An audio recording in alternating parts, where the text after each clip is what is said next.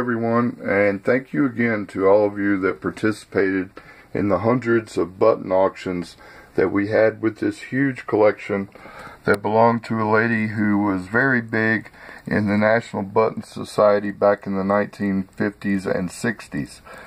I hate videos where people just drag on when they're trying to explain something to you, so I'm going to move as quickly through this as I possibly can, and we'll make it as painless as possible. Okay, I'm going to take you down the line and just explain to you roughly what we're seeing. Now, I want to let you know that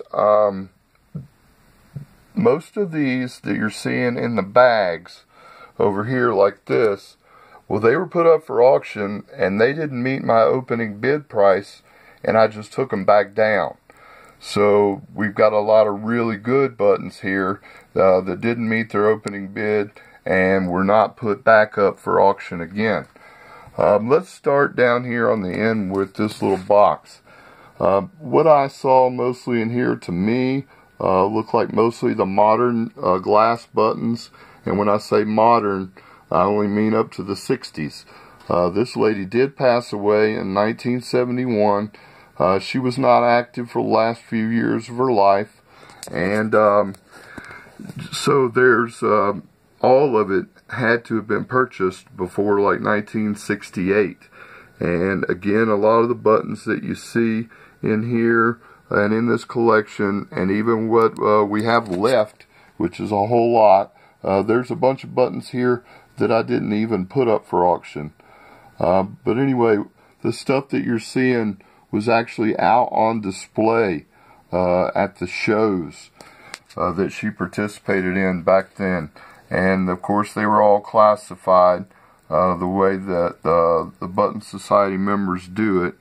And by the way, I wanted to say thank you to all of you as well, the National Button Society members that allowed me to sell these buttons and mention their name from time to time. I was always mindful of your reputation when I did that. So hopefully seeing National Button Society show up in more Google searches for people brought y'all some more money or more action. So I was hoping it would end up being a very good thing for you.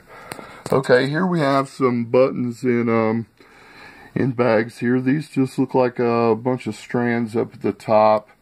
There again, my education on buttons was zero when I found this collection. It was a lucky estate find.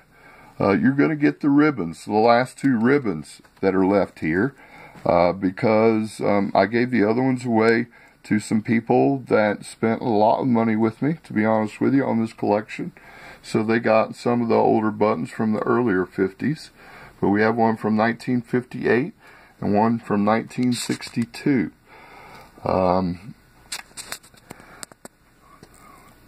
These bags here were lots, and I know you can't see what's in them, but they're mostly brass buttons, is what I can tell you basically about these. They're old. There again, you know, if you've been in this collection or have pieces of it already, that there's a lot of buttons that go all the way back to the 1800s. And so we're going to scan down through here one more time. We just wanted to give you a little bit better look than what the photographs do. Wanted to be sure I thanked everyone for all your participation so far.